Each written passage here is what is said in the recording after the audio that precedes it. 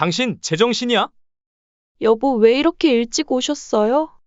우리 엄마는 왜 내쫓았어? 그게 아니라, 갑자기 오셔서 방이 부족했잖아요. 방이 부족해? 이미 상황 다 들었어. 장모님은 오면 안방 내주고 아무 문제 없었잖아. 그런데 우리 엄마는 왜 돈 쥐어주고 내쫓는데? 난 그저 어머님이 숙소에서 혼자 쉬시는 게 편할 거라고 생각해서 배려한 거예요. 이 집이 누구 덕분에 생긴 건지 알아? 우리 어머니가 평생 모은 돈이랑 대출까지 받아서 마련하신 거야. 근데 이제는 당신이 주인 행세하면서 어머니를 내쫓아? 말이 끝나기 무섭게 아들은 지갑에서 10만 원을 꺼내 들었습니다. 자, 이거 받아. 내가 어머니한테 준 것만큼 줄 테니 이제 당신도 나가줬으면 해. 지금 농담하는 거죠? 제가 왜 나가야 해요? 왜? 내가 우리 엄마를 쫓아낼 때도 그랬잖아. 아픈 몸으로 병원 검사받고 오신 분을 한밤중에 잘도 모텔로 쫓아내놓고 우리 엄마가 쫓겨날 때 어떤 기분이었는지 당신도 똑똑히 느껴봐. 여보, 잘못했어요. 지금 당장 짐 싸서 나가? 안녕하세요. 이 사연의 주인공은 68세 김옥희 할머님이십니다. 김씨 할머니는 지방의 작은 도시에서 30년 넘게 국밥집을 운영했습니다. 이제는 문을 닫은 국밥집은 작은 식당이었지만 동네에서는 제법 소문난 곳이었죠. 새벽부터 저녁 늦게까지 손님들의 발길이 끊이지 않았던 그 시절이 이제는 까마득한 꿈처럼 느껴집니다. 젊은 시절 김씨 할머니는 일찍 부모님을 여의고 힘든 시기를 보냈습니다. 고향에서 혼자 살며 이런저런 일을 전전하던 26살 무렵 지금의 남편을 만났죠. 남편은 당시 건설 현장에서 일하는 성실한 인부였습니다. 정숙 씨, 우리 함께 열심히 살아보면 어떨까요? 남편의 청혼은 그렇게 소박했습니다. 하지만 김씨 할머니는 그 어떤 거창한 말보다 진정성이 느껴져서 좋으셨다고 합니다. 그렇게 김씨 할머니의 인생은 조금씩 달라지기 시작했죠. 결혼 후 부부는 함께 국밥집을 차렸습니다. 처음에는 좁은 골목에 자리 잡은 조그만 가게였지만 부부가 함께 힘을 모아 차근차근 키워나갔습니다. 여보, 오늘도 손님들이 줄을 섰더라고. 당신 국밥 맛은 1등이야, 1등. 남편은 매일 아침 일찍 시장에 가서 재료를 사오며 이렇게 말했습니다. 그럴 때마다 김씨 할머니는 가슴 한켠이 따뜻해졌죠.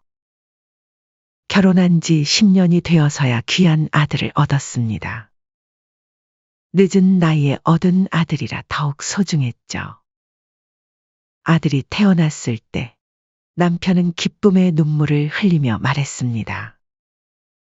여보, 우리 아들은 꼭 하고 싶은 거 다 하게 해주자. 우리가 고생했던 것처럼 살게 하고 싶지 않아. 그래요. 우리 민호만큼은 부족함 없이 키우고 싶어요. 김씨 할머니도 같은 마음이었습니다. 자신이 겪었던 가난과 결핍을 아들만큼은 겪지 않게 하고 싶었죠.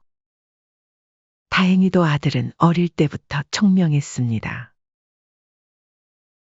시장 골목 좁은 방에서도 늘 책을 읽었고 공부도 열심히 했죠. 중학교 때는 반에서 1등을 놓치지 않았고 고등학교에 진학해서도 우수한 성적을 유지했습니다. 아들은 방학 때마다 가게 일을 도왔습니다. 바쁜 시간에는 서빙도 하고 설거지도 했죠. 그때마다 단골 손님들은 이렇게 말했습니다. 아이고, 민호야. 너는 꼭 크게 성공할 거야. 부모님한테 이렇게 효도하는 착한 아들이 어디 있다고? 어머니, 제가 꼭 성공해서 어머니 아버지 호강시켜 드릴게요. 아이고, 말이라도 고맙다, 민호야. 아들은 자주 이런 말을 했습니다. 그때마다 김씨 할머니는 눈시울이 붉어졌죠. 새벽부터 밤늦게까지 일하는 게 힘들 때도 있었지만 공부방 책상 앞에서 열심히 공부하는 아들의 뒷모습을 보면 모든 피로가 싹 사라졌습니다. 남편도 아들을 무척 자랑스러워했습니다. 시장 사람들에게 우리 아들이 공부를 참 잘해요 라며 늘 자랑을 하곤 했죠. 특히 아들이 서울의 명문대학에 합격했다는 소식을 들었을 때는 김씨 할머니는 눈물을 글썽이며 말했습니다. 여보, 우리가 고생한 게 이렇게 복으로 돌아오네요. 우리 아들이 명문대라니. 아이고 세상에. 그렇게 시간이 흘러 아들은 대학을 졸업하고 대기업 해외 영업부에 취직했습니다. 아들의 취직 소식을 들었을 때 김씨 할머니와 남편은 그동안의 고생이 다 보상받는 것 같았죠. 여보, 이제 우리 좀 쉬면서 살아요. 우리도 나이가 많이 들었잖아요. 그래요, 당신 말이 맞아요. 그럼 국밥집도 슬슬 정리할까요? 남편의 말에 김씨 할머니도 동의했습니다. 이제는 조금 여유 있게 살 수 있을 것 같았거든요. 그러던 중 아들이 결혼 이야기를 꺼냈습니다. 예비 며느리는 같은 회사 디자인팀에서 일하는 직원이었죠. 처음 만났을 때 예비 며느리인 지은이는 참 예쁘고 싹싹해 보였습니다.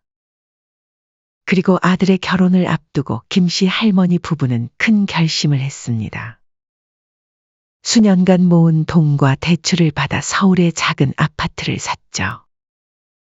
은행 대출을 조금 갚아야 했지만 그래도 마음은 든든했습니다. 여보, 이 집으로 우리 노후도 보장되겠어요. 새를 놓으면 생활비도 될 테고. 그러게요. 우리도 이제 말년은 좀 편하게 삽시다. 남편의 말에 김씨 할머니도 희망을 품었습니다. 노후를 위한 준비라고 생각하니 마음이 든든했습니다. 하지만 예상치 못한 상황이 찾아왔습니다. 결혼을 앞둔 아들과 며느리가 그 집에서 살고 싶다고 한 것이었죠. 갑자기 그게 무슨 말이니? 어머니, 아버지, 죄송한데 저희가 당분간만 그 집에서 살면 안 될까요? 서울의 집값이 너무 올라서요. 착실히 돈 모아 전세금만 구하면 바로 나갈게요. 그래요, 어머님. 어차피 지금은 빈방이니까 저희가 잠시만 살고 나갈게요. 제발요. 처음에는 단호히 거절했지만 아들 부부의 간곡한 부탁에 결국 허락하고 말았습니다. 그렇게 아파트는 아들과 며느리의 신혼집이 되었고 김씨 할머니와 남편은 아들의 새 출발을 축복하며 결혼 자금 일부까지 보태주었습니다. 하지만 마음 한편에는 괜찮겠지? 하는 걱정이 남아 있었죠. 김씨 할머니 부부가 국밥집을 정리하고 남편의 고향으로 내려가면서부터 상황은 조금씩 달라지기 시작했습니다. 이제 며느리는 김씨 할머니 부부의 아파트가 마치 자신의 집이라고 생각하는 것처럼 행동하기 시작했습니다. 어머님, 이제 시골이 더 편하지 않으세요? 여기는 저희가 알아서 관리할 테니 너무 신경 쓰지 마세요. 가끔 김씨 할머니가 서울 집에 들를 때마다 며느리는 이렇게 말하며 은근히 불편한 기색을 드러냈습니다. 한편 아들은 업무상 출장이 잦아서 만나기 어려웠고 설상가상으로 2년 전 김씨 할머니 곁을 지켜주던 든든한 남편마저 병으로 갑작스레 세상을 떠나게 되었습니다. 아이고, 당신 없으면 나 혼자 어떻게 살라고 이렇게 일찍 떠나는 거야. 미안하오. 이제 당신 편하게 해주고 싶었는데. 그리고 이거 하나만 약속해줘요. 항상 당신 먼저 생각해요. 당신은 아들 며느리에게 너무 약해서 걱정이야. 그날 이후 김씨 할머니는 시골 집에서 혼자 지내고 있습니다. 텃밭을 가꾸며 소소한 일상을 보내고 있지만 많이 외로움을 느끼곤 하셨습니다. 하지만 곧 김씨 할머니의 인생에 큰 전환점이 찾아올 줄은 그때까지만 해도 전혀 몰랐답니다. 어느 날 아침, 평소처럼 일어나 세수를 하려는데 갑자기 심한 어지럼증이 찾아왔습니다. 화장실 세면대를 붙잡고 겨우 서 있을 정도였죠. 두통도 너무 심해서 도저히 참을 수가 없었습니다. 아이고 두야, 속도 좀 안 좋고 체한 건가? 불안한 마음에 혼자서 동네 의원을 찾았습니다. 의사 선생님은 김씨 할머니의 상태를 살펴보더니 걱정스러운 표정을 지었습니다. 할머니, 이런 증상을 그동안 방치하셨다고요? 뇌경색 초기 증상일 수 있으니 서울의 전문 병원에서 정밀 검사를 받아보셔야겠어요. 여기서는 정확한 검사가 어려워요. 의사의 말에 김씨 할머니는 가슴이 덜컥 내려앉았습니다. 처음에는 나이 들면 어디 한두 군데 아픈 건 당연한 거지. 라며 대수롭지 않게 여기려 했지만 의사가 뇌경색이라는 말을 꺼내자 김씨 할머니는 불안감을 감출 수가 없었습니다. 김씨 할머니는 아들에게 연락을 해야 할지 말아야 할지 고민이 됐죠. 결국 오랜 고민 끝에 전화를 걸었습니다. 민호야, 어머니, 웬일이세요? 별일은 아닌데 엄마가 큰 병원에 가봐야 할 것 같아. 큰 병원이요? 갑자기 왜요? 어디 편찮으세요? 아들의 목소리에 걱정이 가득했습니다. 아니, 뇌경색일 수도 있다 해서 그냥 검사 한번 받아보라고 하네. 너무 걱정하지 마. 뇌졸중이요? 어머니, 제가 지금 중요한 출장 중이라 지금 바로 가긴 어려울 것 같아요. 지은이한테 어머니 모시고 병원 가라고 할게요. 김씨 할머니는 마음이 급해졌습니다. 아니야, 그럴 필요 없어. 지은이도 바쁠 텐데 무슨. 엄마 혼자 가면 돼. 어머니, 그래도 혼자 가시기엔. 괜찮아, 아들. 엄마는 평생 혼자 해온 게 얼마나 많은데. 너는 일이나 잘하고 와. 김씨 할머니는 애써 밝은 목소리를 내며 아들을 안심시켰습니다. 전화를 끊고 나서야 김씨 할머니는 깊은 한숨을 내쉬었습니다. 며느리에게 부탁하는 것보다는 차라리 혼자 가는 게 마음 편했습니다. 그리고 며느리의 짜증내는 표정 또한 별로 보고 싶지 않았습니다. 병원에서 받은 소견서를 들고 서울로 올라가는 버스 안에서 김씨 할머니는 깊은 한숨을 내쉬었습니다. 창밖으로 스쳐 지나가는 풍경을 보며 생각에 잠겼죠.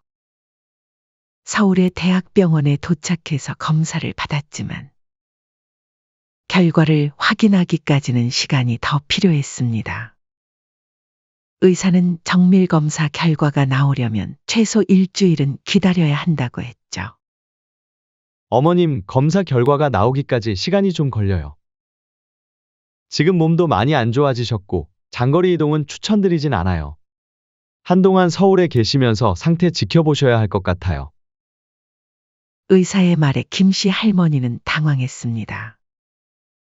하루면 될 줄 알았는데 더 서울에 있어야 한다니요. 할 수 없이 다시 아들에게 전화를 걸었습니다. 민호야. 엄마가 검사 결과 나올 때까지 서울에 더 있어야 할 것 같아. 어머니, 그럼 우리 집에 오세요. 아니야, 지은이도 시어머니가 오면 신경 쓰일 텐데. 막말로 엄마 집에 저희가 얹혀 사는 건데요, 뭐. 참 지은이한테 전화해서 잘 얘기해 놓을 테니까 걱정 마세요. 그렇게 김씨 할머니는 아들의 설득으로 아파트로 향했습니다. 현관문을 열어준 며느리의 얼굴에는 못마땅함이 가득했죠. 어머님, 이렇게 갑자기 오실 줄은 몰랐네요. 며느리는 짜증 섞인 목소리로 말하며 대충 문을 열어주었습니다. 김씨 할머니가 현기증으로 비틀거리며 들어서는데도 부축은커녕 짐도 들어주지 않았습니다. 김씨 할머니는 미안한 마음에 고개를 숙였죠. 저녁 시간, 며느리는 대충 차려놓은 밥상을 내밀었습니다. 반찬이라고는 신김치와 먹다 남은 참치캔이 전부였죠. 김씨 할머니는 그마저도 미안함에 조용히 밥을 먹었습니다. 어머님 설거지 좀 부탁드려도 될까요? 회사에서 밀린 일이 좀 있어서요. 대충만 부탁드려요. 몸도 피곤하고 어지러웠지만 김씨 할머니는 말없이 고개를 끄덕였습니다. 그렇게 스스로를 위로하며 설거지를 했지만 병원에서 받은 검사에 피로가 몰려와 온몸이 천근만근이었습니다. 그러던 중 갑자기 설거지를 하던 김씨 할머니는 심한 어지러움을 느끼셨습니다. 김씨 할머니의 시야가 흐려지며 다리에 힘이 풀렸고 그만 싱크대를 붙잡고 쓰러질 뻔하셨습니다. 접시가 싱크대 위에서 미끄러지며 요란한 소리를 냈지만 다행히 접시 하나만 깨지고 김씨 할머니는 다치지 않으셨습니다. 어머님, 이게 무슨 소란이에요? 미안해. 갑자기 너무 어지러워서 그만. 앞접시가 깨졌잖아요. 조심 좀 해주세요. 소리를 듣고 달려온 며느리는 쓰러질 뻔한 시어머니는 안중에도 없는 듯. 며느리는 짜증 섞인 목소리로 말하며 바닥과 접시를 걱정하기 시작했습니다. 그날 밤, 며느리는 더욱 충격적인 말을 꺼냈습니다. TV를 보고 있던 김씨 할머니 앞에 불쑥 서서 말을 꺼냈죠. 어머님 어디 불편하진 않으세요? 아니야. 난 괜찮아. 오히려 미안하지. 그 어머님, 죄송한데 오늘은 근처 숙소에서 주무시면 안 될까요? 깜빡 잊고 있었는데 오늘 친정어머니가 오시기로 했거든요. 김씨 할머니는 귀를 의심했습니다. 아니, 지은아, 설마 나보고 이 시간에 나가라는 거니? 나 몸도 안 좋은데. 김씨 할머니는 그 말을 듣는 순간 온몸에 힘이 빠졌습니다. 아들이 결혼할 때 사준 집에서 이제는 하룻밤도 묵을 수 없다는 게 실감이 나지 않았습니다.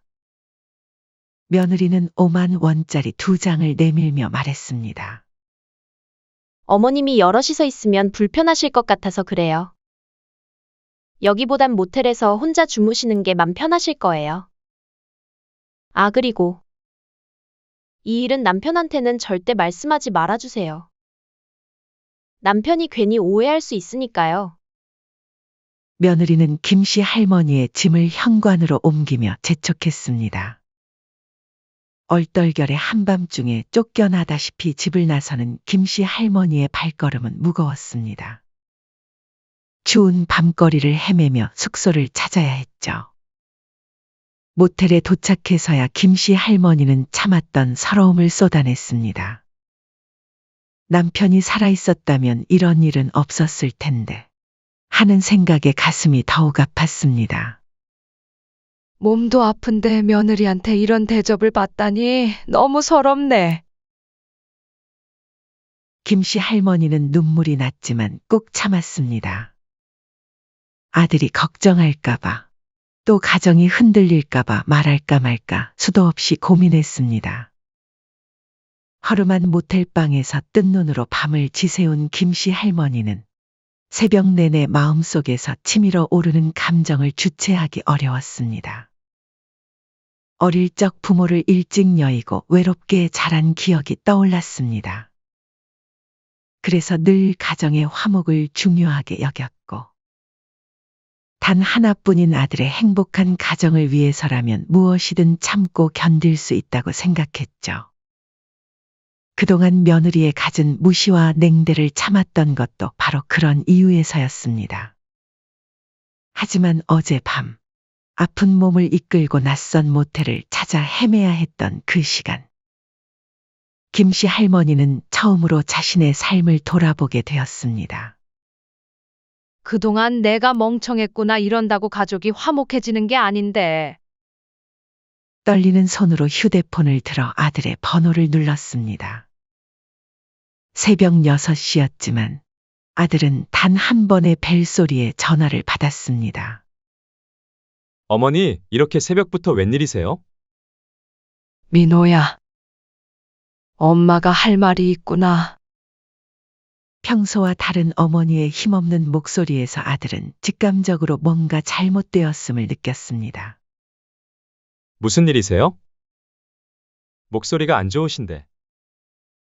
김씨 할머니는 더는 참지 않기로 했습니다. 어제 있었던 일을 하나하나 이야기했죠. 병원에서 돌아와 아픈 몸으로 설거지를 해야 했던 일. 어지러워 쓰러질 뻔했는데도 며느리가 오히려 바닥을 걱정했던 일. 그리고 결정적으로 한밤중에 10만 원을 쥐어주며 모텔로 쫓아냈던 일까지. 결국 아들은 어머니가 숙소에 머물고 있다는 사실을 알게 되었고, 그 순간 참을 수 없는 분노가 치밀어 올랐습니다. 뭐라고요? 아내가 어머니를 모텔로 내쫓았다고요? 민호야, 사실 이게 처음이 아니란다. 그동안 엄마가 말 안 하고 참은 게 김씨 할머니의 이야기는 계속 이어졌습니다. 며느리가 평소에 얼마나 자신을 무시하고 홀대했는지, 심지어 김씨 할머니의 집을 마치 자신의 것인 양 행동했던 일들까지. 어머니 당장 거기 주소 좀 불러주세요. 아들은 즉시 어머니를 모시러 모텔로 향했습니다. 차 안에서 김씨 할머니는 며느리를 걱정하며 말했습니다. 괜히 너랑 며느리 사이를 불편하게 만드는 것 같다. 하지만 아들은 이를 무시한 채 단호한 태도로 집으로 향했습니다.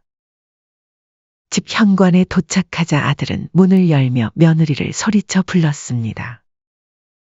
당신 제정신이야? TV를 보고 있던 며느리는 남편의 격앙된 목소리에 깜짝 놀라 자리에서 벌떡 일어났습니다.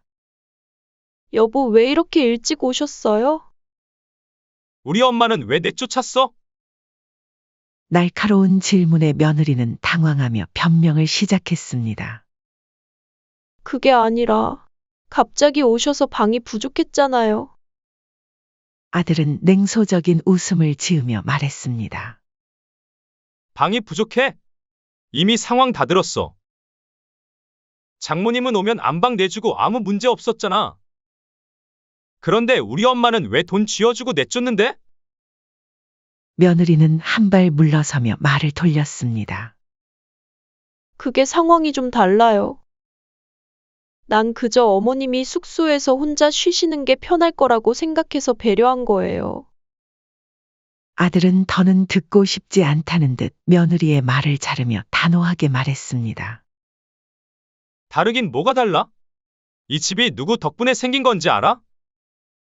우리 어머니가 평생 국밥집 하시면서 모은 돈이랑 대출까지 받아서 마련하신 거야. 근데 이제는 당신이 주인 행세하면서 어머니를 내쫓아.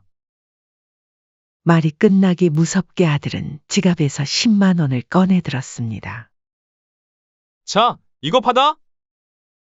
내가 어머니한테 준 것만큼 줄 테니 이제 당신도 나가줬으면 해. 며느리는 눈을 동그랗게 뜨고 믿을 수 없다는 표정을 지었습니다.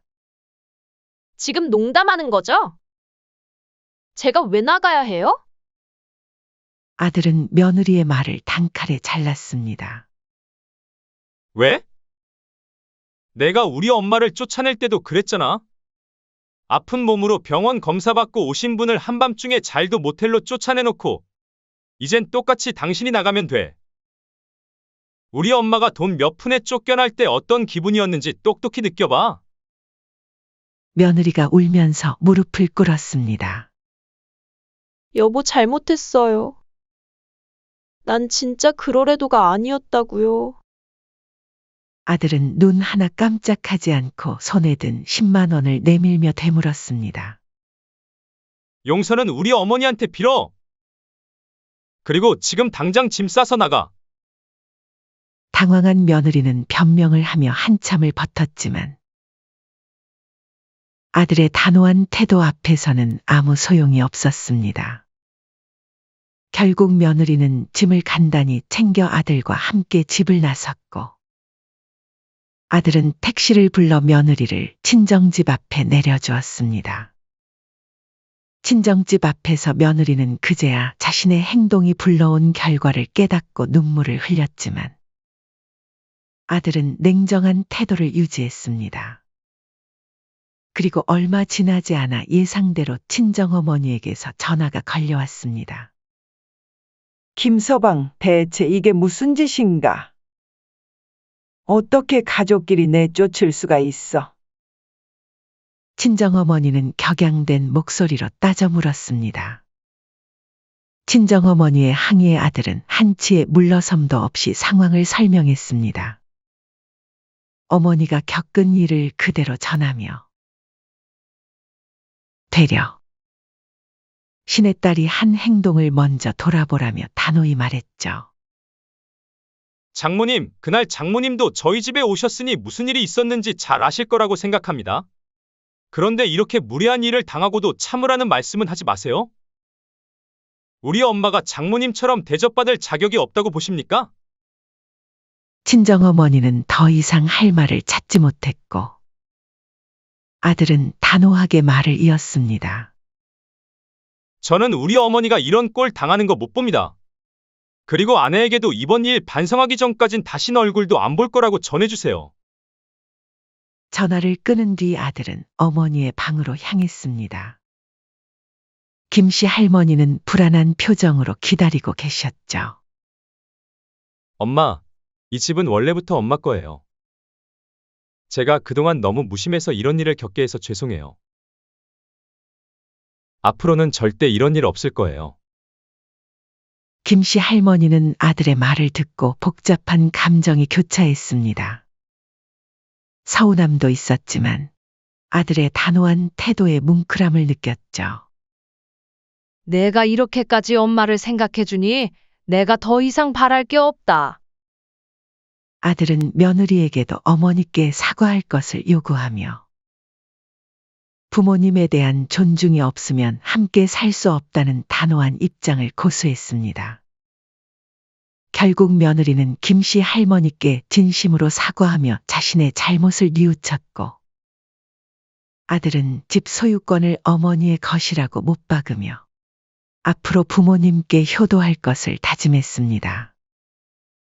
김씨 할머니는 아들의 변화된 태도에 뭉클함을 느끼며 비로소 평생의 한을 풀 수 있었습니다.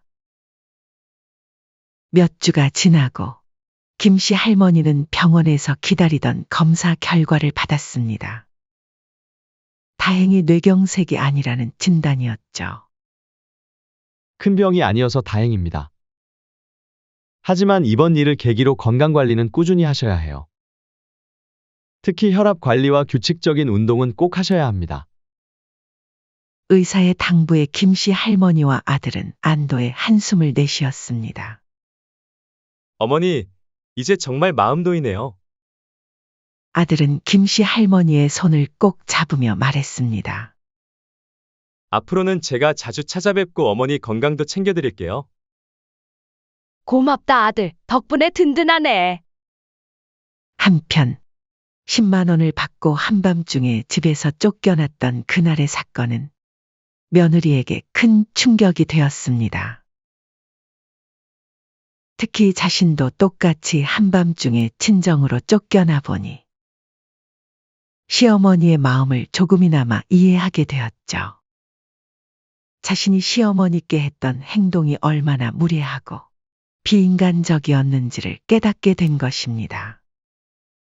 장모님 역시 그날 이후로는 달라지셨습니다. 평소 시부모님 재산은 자식 재산 이라며 뻔뻔하게 말씀하시던 분이 아들의 단호한 태도 앞에서는 아무 말씀도 못하셨죠. 결국 며느리는 스스로 김씨 할머니를 찾아가기로 했습니다. 시골집을 찾아간 며느리는 현관 앞에서 한참을 서성였습니다.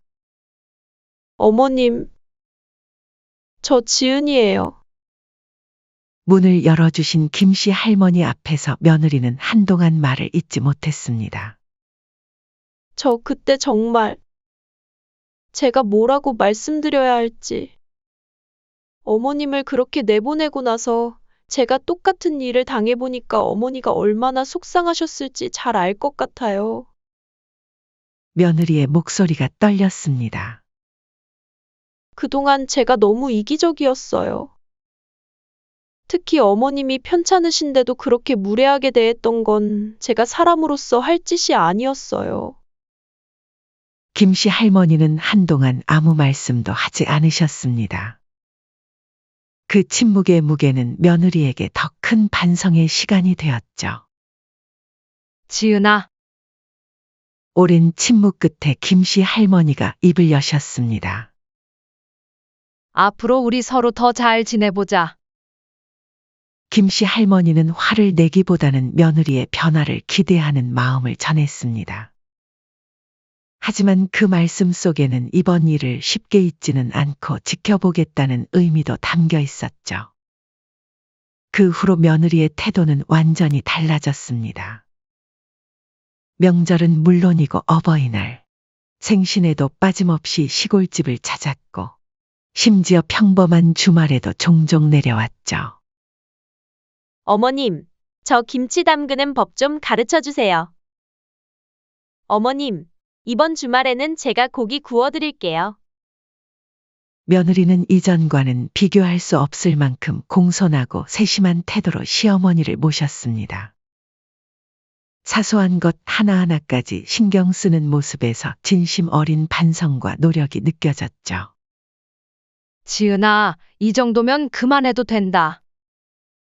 김씨 할머니가 며느리의 지나친 긴장을 풀어주려 할 때면 며느리는 되려 고개를 저으며 말했습니다. 아니에요. 어머님, 제가 당연히 해야 할 일을 하는 거예요. 한편 김씨 할머니가 아들과 며느리에게 이제 그냥 예전처럼 집에 살아라 라고 하려 할 때 오히려 아들이 단호히 만류했습니다. 어머니, 저희가 처음에 약속한 게 있잖아요. 그리고 사람 마음이 간사해서 공짜로 살면 당연한 줄 알게 되는 것 같아요. 이제부터는 저희가 어머니께 매달 월세를 낼게요. 세입자처럼요. 아들의 제안에 김씨 할머니는 잠시 망설였지만 결국 동의하셨습니다. 이것이 서로를 위한 가장 좋은 방법이라고 생각하셨기 때문입니다. 시간이 흐르면서 가족들 사이의 관계는 더욱 돈독해졌습니다. 주말이면 손자가 시골집에 와서 밤새 할머니 곁에서 떨어지지 않으려 했고, 아들과 며느리는 번갈아가며 어머니의 건강을 살폈죠. 할머니, 나랑 텃밭에서 상추 따요. 그래, 우리 도현이 할미랑 같이 나가자. 손자의 천진난만한 웃음소리가 마당에 울릴 때면 김씨 할머니의 얼굴에도 행복한 미소가 번졌습니다. 이제 김씨 할머니의 하루하루는 평온함으로 가득합니다. 아침이면 텃밭에서 채소도 가꾸고 가끔은 동네 친구들과 함께 시장도 구경하러 다니죠. 주말이면 어김없이 찾아오는 가족들과 함께 이야기꽃을 피우며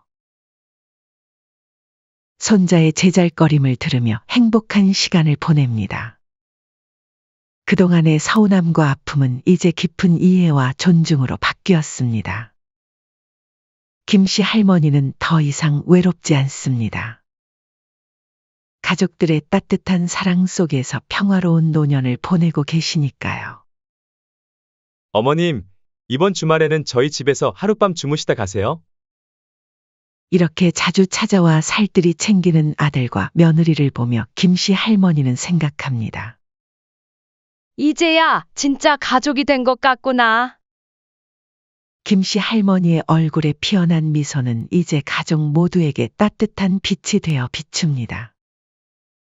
그 빗속에서 가족들은 더 깊은 사랑과 이해로 하나가 되어가고 있습니다. 사연은 여기까지였습니다. 구독, 좋아요, 댓글은 영상 제작에 큰 힘이 됩니다. 시청해 주셔서 감사합니다.